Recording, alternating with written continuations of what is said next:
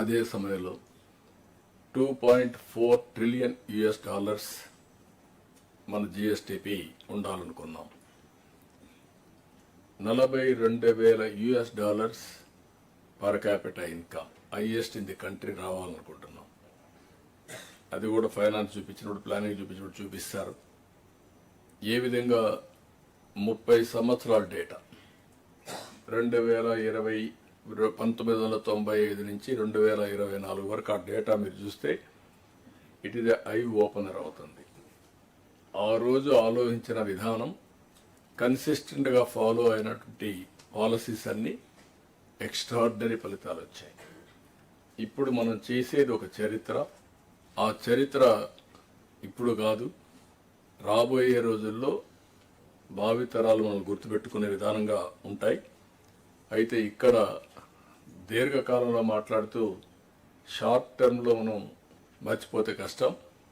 ఈ ఇయర్ నుంచి మీరు ఆలోచించాల్సింది, ఈ ఇయర్ మీరు ఏం చేయబోతున్నారు.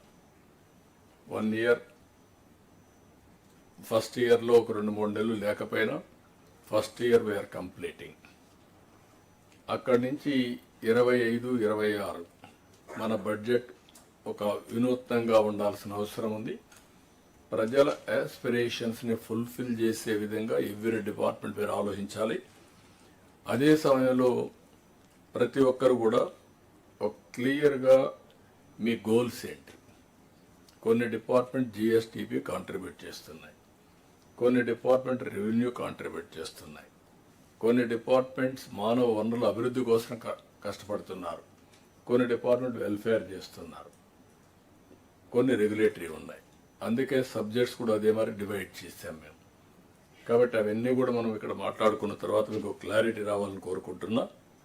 అందుకని ఈరోజు మనం గ్రామ, మండలం, కాన్స్టిట్యున్సీ ప్రణాళికలు కూడా తయారు చేసుకుంటున్నాం.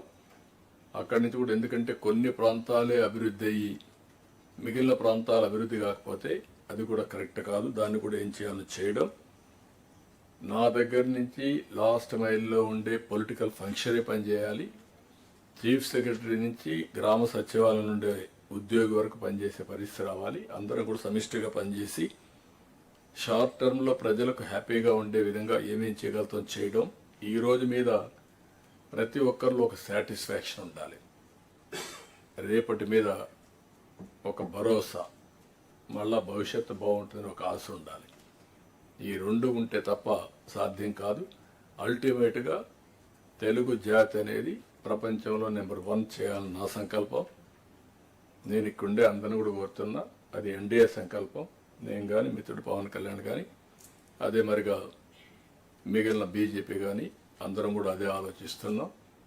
అందుకని మీరు చూస్తే ఇండియన్ పాలిటిక్స్లో కూడా పెను మార్పులు వచ్చాయి.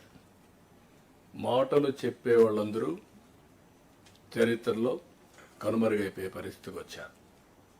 ఎవరైతే యాక్షన్లో చూపిస్తున్నారో వాళ్ళు సర్వే అయ్యే పరిస్థితికి వచ్చారు. రాబోయే రోజుల్లో ఇంకా కూడా దీనికి మీరు చూడబోతారు.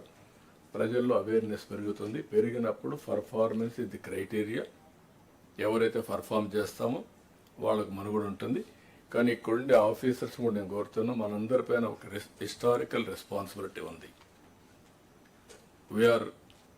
మీరు ఆఫీసర్స్గా, మేము పొలిటికల్గా, మేము 5 ఏళ్ళకు ఒకసారి మళ్ళీ మేము మ్యాండేట్ తీసుకున్నా. ఇక్కడుండే ఆఫీసర్స్ పైన ఒక బాధ్యత ఉంది. One of the best service IAS, cream of the society. You got this opportunity. ఈరోజు ఇక్కడుండే మంత్రులకి ఇంతమంది ప్రజల్లో ఎంతమందికి అవకాశం వస్తుంది? ఇక్కడుండే ఆఫీసర్లకి ఈ స్థాయిలో రావడానికి ఎంతమంది ఆఫీసర్లో మీరు ఈ స్థాయికి వస్తారు? ఈ 2 విషయాలు మనం గుర్తుపెట్టుకోవాల్సిన అవసరం ఉంది.